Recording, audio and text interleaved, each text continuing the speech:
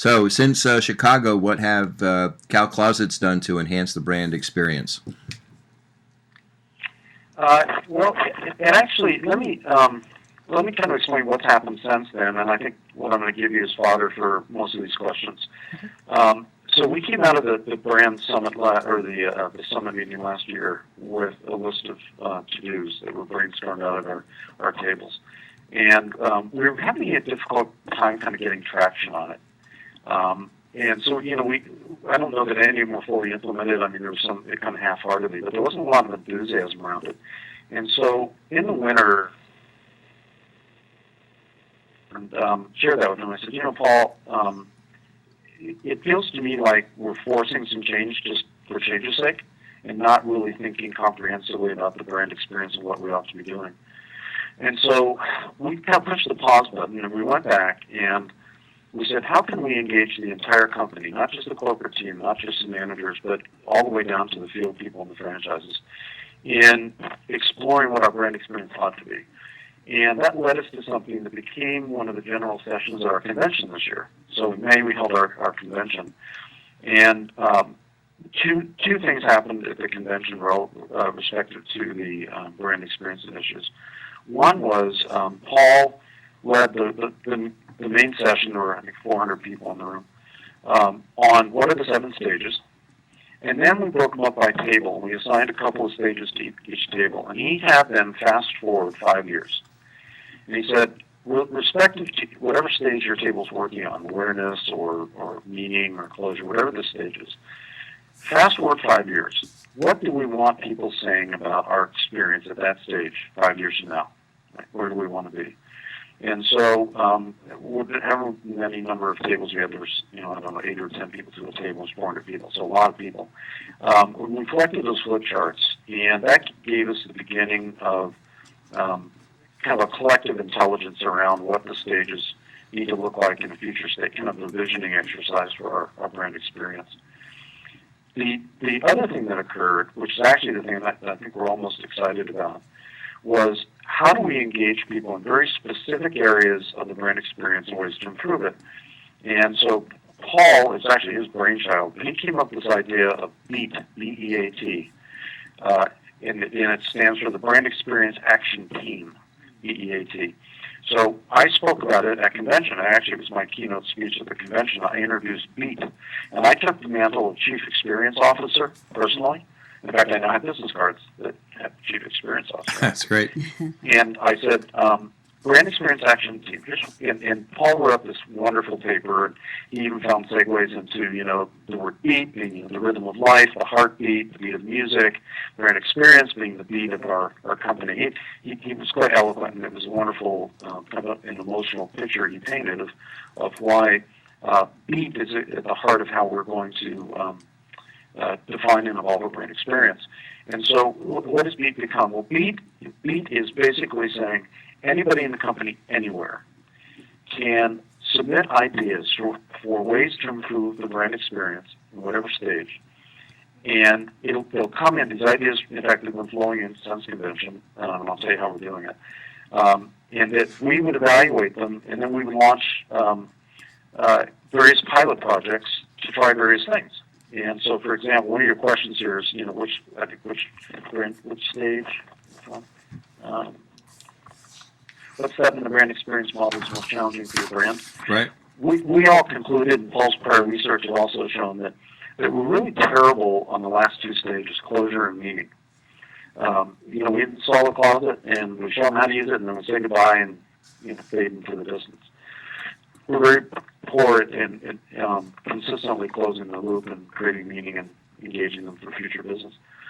So what we said was, we're launching this BEAT initiative. Anybody in the company, any employee anywhere, can submit ideas. We ask them to focus on the last 2 stages primarily, but not necessarily so. Right? If you have one for other stages, we'd love to hear that. But submit these ideas. And what we came up with, we're using a closed Facebook group. So we have a couple of Facebook groups for the company anyway. They're closed membership. You have to apply. It's not open to the public. But, for example, we have a Facebook group for our designers. We have 700 designers in our system. they share designs in a closed Facebook group. So somebody can go in there and say, hey, I've got a client that wants a new entertainment center, but the problem is it's an angular wall. Has anybody done something like that? And so we already have a system that's used to sharing and collaborating. So we said, let's use that same platform. So we set up another group called CC Beat, B-E-A-T, and people apply to it, two administrators at Ashton University, and they grant people admission into it, employees. And they go in there, and there's a form there they can fill out, and the form for submitting a Beat idea, the theme behind designing the form was that it was almost like a little bit like requesting a grant, like a grant process. Right. Because these things are going to cost money. So we laid out a form. We said, okay, what's your idea? What stage does it apply to? What are the expected benefits you see for the grant experience? I think there's like 4 or 5 questions, and then what's the estimated cost? And they post it, but others can see it, so people can weigh in and comment on it. So we get this kind of viral collaboration around the ideas. And we set a deadline of October 15th, where we would, we being me and the management team, would choose some number of these ideas that we would actually want to fund and launch pilot projects to give it a try. And so, for example, Bill, who are invited to participate in the CC Beat? Every employee of every franchise in the company. Anyone that works for California Closets. Okay. So most of the ideas are coming in from design consultants, but I had one come in from the production manager in Puerto Rico. So we're encouraging that. We're also inside of our CC Beat Facebook group. We're encouraging people to share just examples of great brand experience they've experienced elsewhere, just to begin to create a conversation. So in answer to your question, we came out of the last summit with a list of to-dos that were, admittedly hastily put together because we were just together for a brief period. And it wasn't feeling like anybody had an emotional commitment to them. They were just kind of to check boxes. So I asked Paul Winter to help us rethink kind of a relaunch of this thing, and that's when he conceived the idea of the Beat group, CC Beat. And we launched it at our convention. It was my keynote speech. We launched the Facebook group shortly thereafter. We're collecting ideas now, and in the fall, we expect to, and we had some really neat stuff coming in. I could give you examples if you'd like. But that's kind of the main thing that's happened.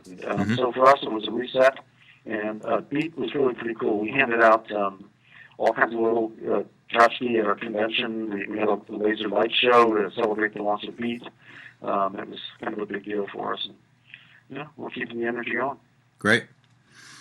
So have you encountered any obstacles in implementing any of this stuff, or has it really been taken off for you? Well, the Facebook group has taken off. I mean, we snapped our fingers. We had 157 members. So people jumped in really quickly. I mean, you realize that there was only 400, right at 400 people at the convention. Maybe corporate and vendors were 100 of those. So we had at least half the people that attended our convention jump in as members. I think what we have to do, and answer your question, there hasn't been really any obstacle.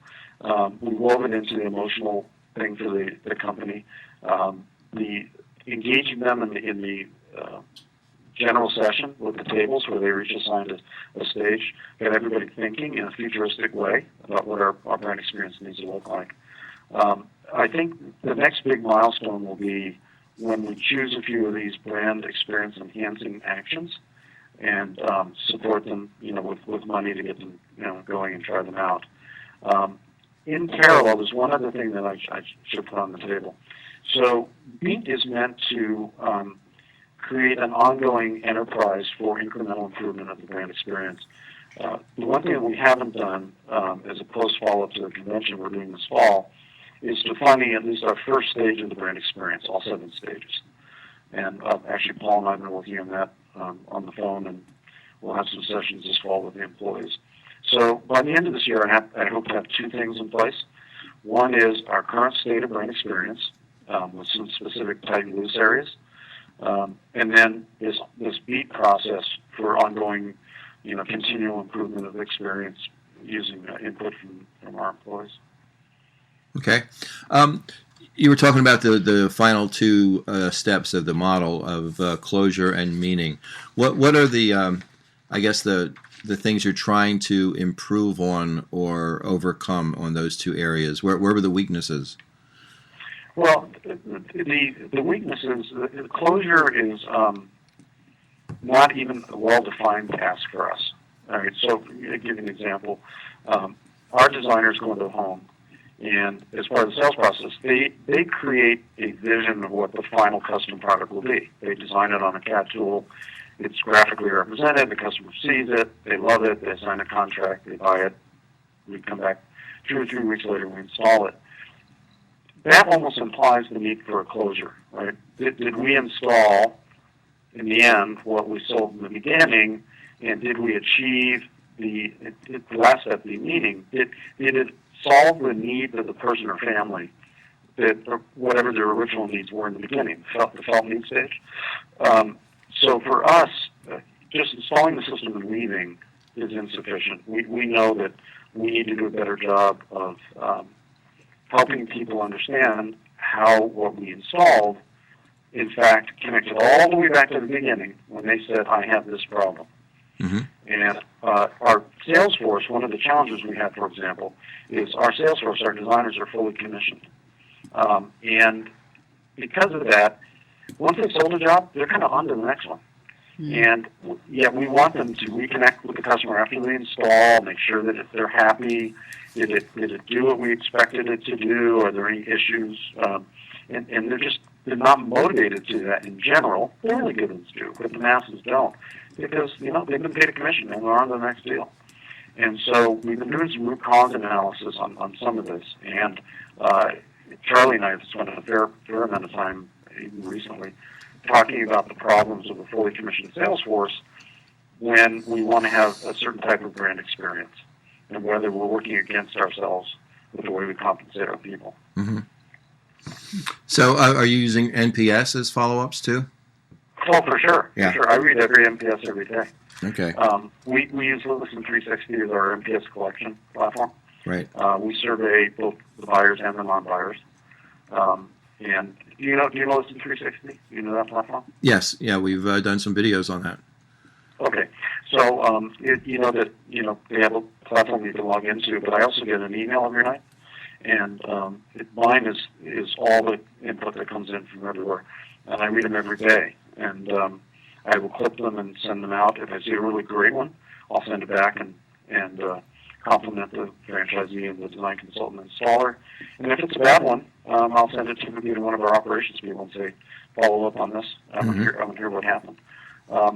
And frankly, I can't do it with every single one, as you can imagine, but by sending them out randomly throughout our system, the message I'm hoping to transmit is, I'm watching, I'm looking, it's important to me, and if you mess up with a client and they give us a bad review, I'm going to know about it, and it's going to circle back to you.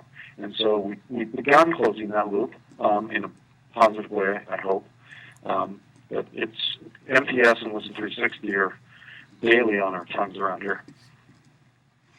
Great. Bill, I think you've really answered all the areas that we wanted to explore, so I don't have any additional questions unless you want to make some other comments. No.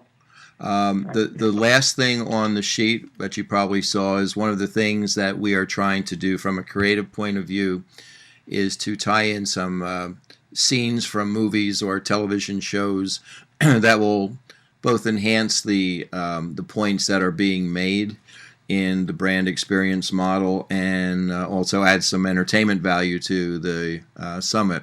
So have you given any thought to any particular movie or scene that really you identify with as California classics or kind of represents where you're at right now? Well, I have. I don't have an answer for you, but I will.